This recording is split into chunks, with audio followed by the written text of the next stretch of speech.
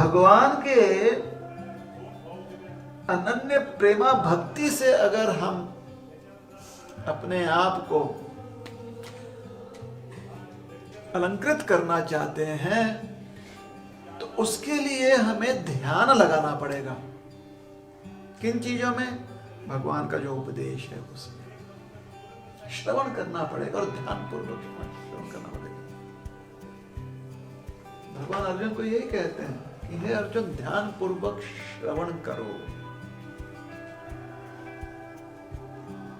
हम तुम्हें प्रदान कर रहे हैं ज्ञान विज्ञान सहित यज्ञ ज्ञात्वा मोक्ष से अशुभात्। संपूर्ण ज्ञान प्रदान कर रहे हैं अर्जुन, तत्शृणु। अब तुम ध्यान पूर्वक सुनो उसको। क्यों भगवान बोल रहे हैं अर्जुन को ध्यान पूर्वक? क्योंकि अर्जुन का मन दूसरी चीजों में लगा हुआ है।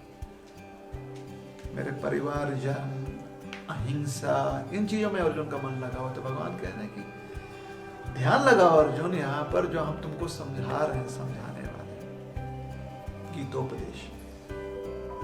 और इसी प्रकार से श्रीमद् भागवत में हमारा मन लगना चाहिए, चैतन्य चरितामृत में हमारा मन लगना चाहिए। मन कैसे लगेगा? अगर हमारे इन शास्त्रों से पहचान नहीं है, इन शास्त्रों का हमें पहचान नहीं है, तो समय लगता है उसमें ध्यान लगाने में, क्योंकि पहचान नहीं है ना शास्त्रों को। तो उस समय हमें प्रयास करना चाहिए कि हम संगति में ध्यान लगाएं। तभी तो हम लोग श्रीमद् भागवत क्लास की संस्तुति की श्रील प्रभुपाद जी ने, क्योंकि बहुत लोगों को श्रीमद् भागवत के अलग अलग विषय और तत्वों का ज्ञान नहीं, उसके साथ पहचान नहीं। मोटा मोटी लोग जानते हैं, हाँ हिरण्यकश्यपु, नरसिंहदेव, ये मोटा मोटी जानते हैं। किसी से पूछो हंस अवतार, तो बहुत लोग नहीं जानते हंस अवतार क्या है। या भगवान संकर्षण ने जो ज्ञान दिया कुमारों को, वो नहीं पता। तो मोटा मोटी कुछ चीज जानते हैं, अजामिल की कथा जानते हैं, गजेंद्र मोक्ष ये ज्ञात है।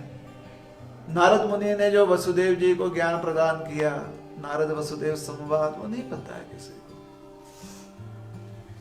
या प्रहलाद महाराज की जो प्रार्थनाएं हैं, हिरण्यकश्यप प्रहलाद कथा सबको पता है, लेकिन प्रहलाद महाराज की जो प्रार्थनाएं हैं, भगवान नरसिंहदेव की स्तुति में जो प्रार्थनाएं अर्पण करते हैं, वो इतना सुंदर है। तो उसके साथ पहचान नहीं, क्योंकि हमने ना तो उसके बारे में सुना है और ना ही जिज्ञासा की। तो उसके प्रति हमारा आकर्षण तभी जागृत होगा जब हम अन्य भक्तों के साथ मिलकर उसका अध्ययन करेंगे। क्यों?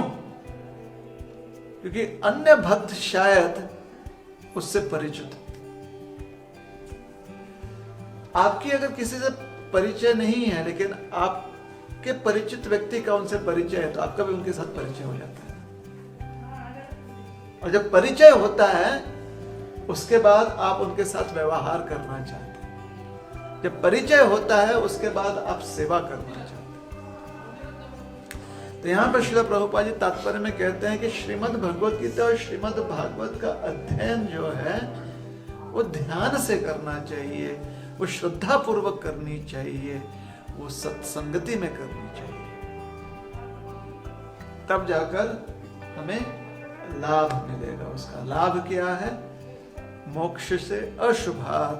जितना भी अशुभ है, जिससे भी हमें हानि पहुंच सकती है, हमें तकलीफ पहुंच सकती है, उन सारे चीजों से हमें मोक्ष, मुक्ति प्राप्त होती है। तो क्यों कहीं और जाएं, कुछ और करने का प्रयास करें उन चीजों से मुक्त होने का? क्यों ना हम सिर्फ भगवत गीता, श्रीमद् भागवत का श्रवण करें, क्योंकि उससे वही लाभ मिलता है। और साथ ही साथ भगवान के प्रति हमारी श्रद्धा भी बढ़ती है।